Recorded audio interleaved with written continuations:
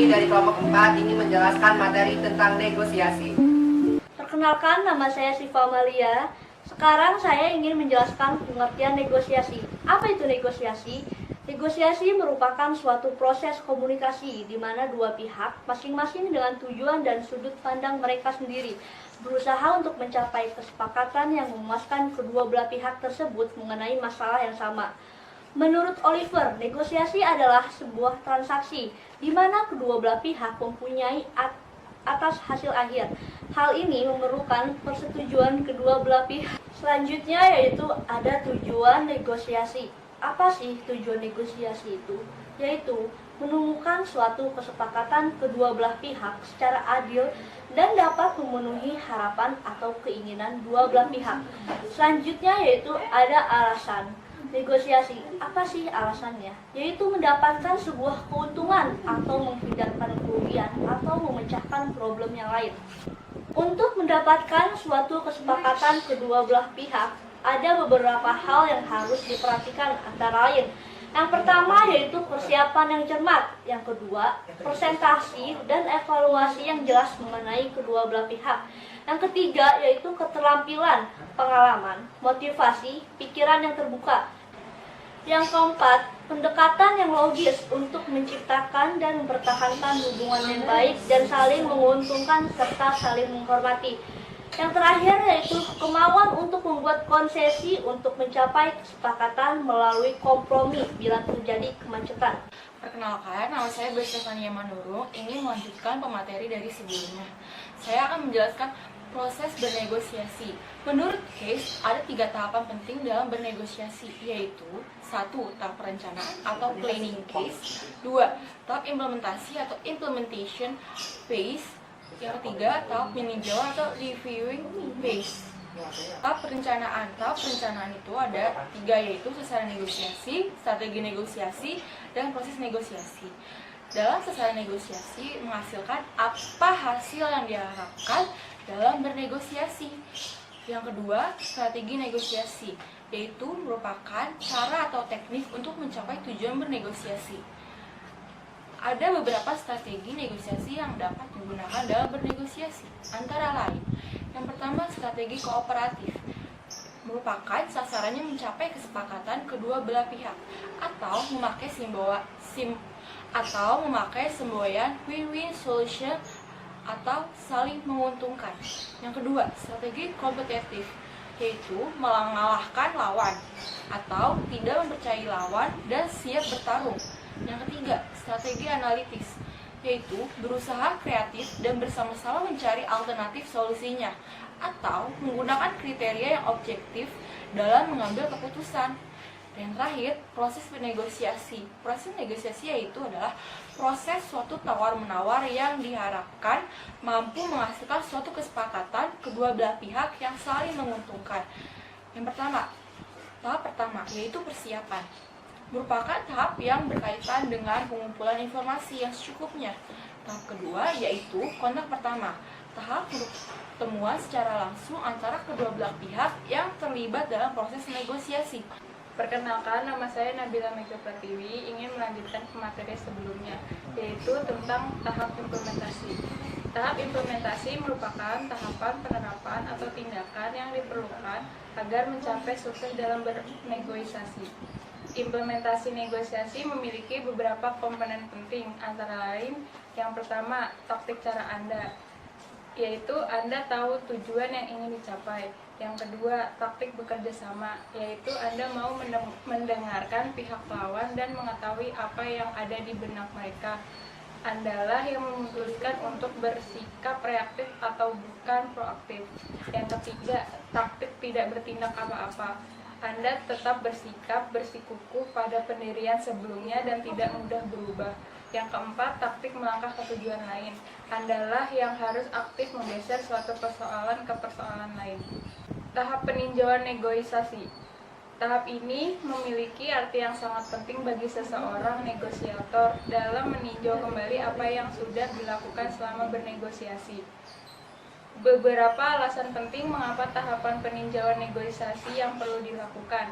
Yang pertama itu untuk memeriksa apakah Anda sudah mencapai tujuan Anda. Yang kedua, jika tidak, maka hal itu dapat menjadi pelajaran sekaligus pengalaman yang sangat berharga bagi seorang negosiator. Yang ketiga, jika ya, maka pastikan apa yang sudah Anda lakukan dengan baik dan bangunlah kesuksesan Anda. Perkenalkan, nama saya Suci Ramandani. Saya ingin melanjutkan materi dari pemateri sebelumnya. Keterampilan bernegosiasi. Keberhasilan atau kesuksesan dalam bernegosiasi dapat ditentukan oleh berbagai faktor penting. Di antaranya adalah seorang negosiator dalam bernegosiasi dengan pihak lawan negosiasi. Hatman, ada beberapa hal yang perlu diperhatikan dalam bernegosiasi. Di antaranya adalah persiapan. Persiapan yang baik merupakan salah satu kunci suksesnya negosiasi. Tanpa persiapan yang baik, negosiasi yang diperoleh tidak akan memuaskan antara kedua belah pihak, atau bahkan akan mengalami kerugian pada akhirnya. Kedua, ada memulai negosiasi. Yang perlu diperhatikan dalam memulai negosiasi diantara adalah memilih waktu yang tepat, tempat yang tepat, pengukuran tempat duduk yang tepat, menciptakan kesan positif dan santai, menetapkan agenda, merumuskan tawaran posisi pembuka, menghadapi konflik, dan berkomunikasi dengan efektif, meningkatkan keterampilan mendengarkan dan mencapai kesepakatan dengan lebih tepat. Ketiga, ada strategi dan teknik. Menurut Kamus Webster, strategi dapat didefinisikan sebagai rencana atau metode yang akan diteliti atau tipu daya yang cerdik. Sedangkan taktik lebih mengacu pada setiap metode yang digunakan untuk mencapai tujuan, yaitu mencapai kesepakatan dalam bernegosiasi. Baik strategi maupun taktik merupakan keterampilan khusus dalam bernegosiasi. Yang keempat, ada kompromi. Kompromi merupakan salah satu upaya menuju pencapaian kesepakatan kedua belah pihak dalam bernegosiasi. Dalam upaya menuju kompromi, seseorang negosiator menyajikan kerangka dasar atau garis besarnya terlebih dahulu, kemudian melangkah pada perbedaan kedua belah pihak secara spesifik, dan akhirnya menyajikan pernyataan yang bersifat penilaian untuk mendukung posisi mereka sendiri. Kelima, menghindari kesalahan teknis. Agar negosiasinya sukses, berikut hal yang perlu dihindari dalam melakukan negosiasi. Antara lain, pertama, mengajukan permintaan awal yang tidak logis, permintaan tinggi untuk penjualan dan permintaan rendah untuk pembelian, membuat konsesi bebas, memulai tanpa daftar penawaran, melakukan negosiasi terlalu cepat, bernegosiasi saat terkejut, menghargai tawaran yang tidak masuk akal, takut diam, marah, tidak menuliskan hasil negosiasi, bernegosiasi pada saat lelah, mengecewakan bos Anda. Perkenalkan, nama saya Panji Novianto. Saya akan menjelaskan dari pemateri sebelumnya, yaitu menurut case keterampilan bernegosiasi dapat dibedakan ke dalam dua kelompok besar, yaitu satu, keterampilan konvensional atau conventional skills untuk negosiator konvensional. Yang kedua, non-konvensional atau non-conventional skills untuk negosiator non-konvensional. Nah, di sini saya akan menjelaskan dari keterampilan konvensional. Apa sih itu keterampilan konvensional?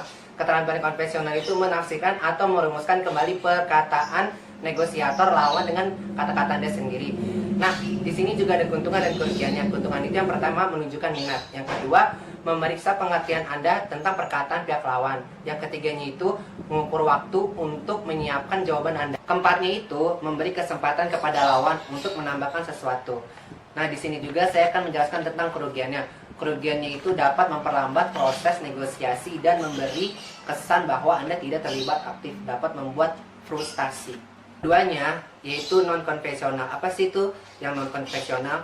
Nah, non-konvensional ini membesar-besarkan apa yang dikatakan negosiator. Lawan kata-kata yang digunakan adalah selalu, tidak pernah, tidak mungkin, tak seorang pun, semua orang, bahkan juga bisa sangat. Dan di sini juga ada keuntungan dan kerugiannya. Keuntungannya itu sangat baik untuk menempati lebih dahulu posisi ekstrem yang Anda tahu. Nah, di sini saya juga menjelaskan menurut Oliver. Menurut Oliver itu keterampilan bernegosiasi ada 6 kunci dasar yang perlu diperhatikan dalam bernegosiasi. Yang pertama itu persiapan yang baik, yang kedua berlatih, yang ketiga mengabarkan posisi Anda, yang keempat itu membuat suatu usulan atau proposal, yang kelima penawaran, dan yang keenam itu persetujuan. Perkenalkan, nama saya Ainun Hidayatul Waqiah, ingin melanjutkan pemateri sebelumnya, yaitu persetujuan. Nah, di sini saya menjelaskan menurut Mahtok dan Behrok 10 hal yang sangat diinginkan oleh pihak lawan. 1. Merasa nyaman akan dirinya sendiri. 2. Tidak merasa dibohongi. 3. Sekutu yang kekal. 4. Mengetahui dan memahami lebih banyak.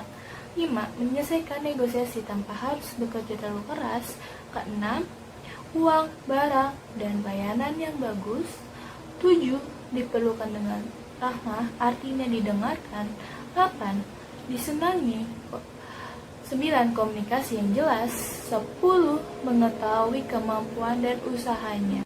Itu ada tipe negosiator. Apa itu tipe negosiator? Pemahaman yang baik terhadap karakteristik atau ciri-ciri berbagai macam negosiator.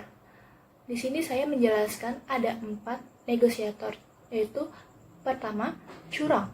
Anda harus hati-hati berhadapan dengan seseorang yang curang karena pada dasarnya yang terlintas dalam benak pikiran adalah bagaimana memenangkan dan mengalahkan negosiasi tersebut. Kedua, negosiator profesional. Seseorang negosiator yang profesional akan tahu apa yang sedang dinegosiasikan. Ia memiliki pengetahuan dan keterampilan bernegosiasi yang baik.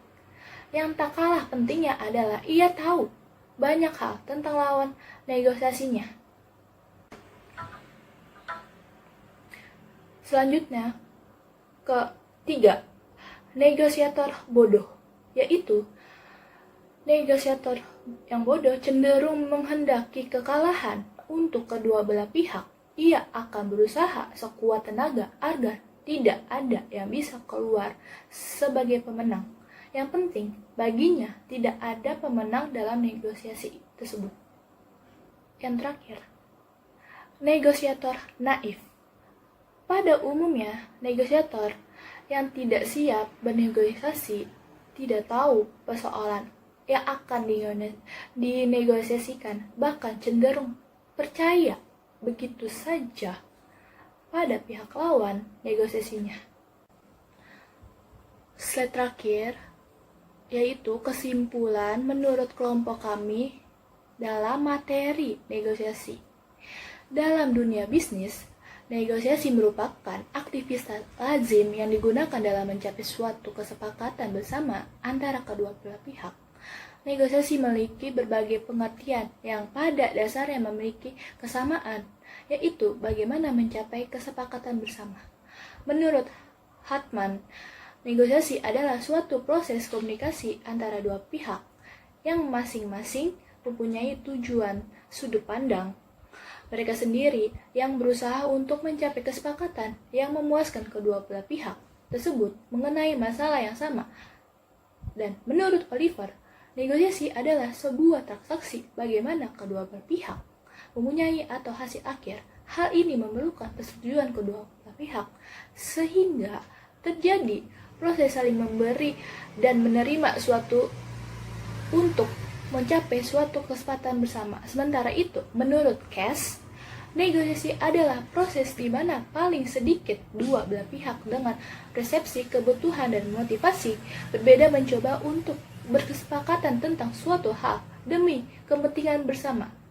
Berdasarkan beberapa pengertian negosiasi tersebut, akan dikemukakan bahwa negosiasi melibatkan kedua orang atau lebih saling berinteraksi, mencari suatu kesepakatan kedua belah pihak, dan mencapai tujuan yang dikehendaki bersama kedua belah pihak yang terlibat dalam negosiasi. Terus ada 6 tahap penting yang perlu diperhatikan dalam proses negosiasi, antara lain: pertama, persiapan; kedua, kontak pertama; ketiga, konfrontasi; keempat, konsilasi; kelima, solusi; 6, pasca negosiasi. Dan ada 4 tipe negosiator, yaitu negosiator curang, negosiator profesional, negosiator bodoh, dan negosiator naif. Sekian penjelasan dari kami mengucapkan terima kasih. Wassalamualaikum warahmatullahi wabarakatuh.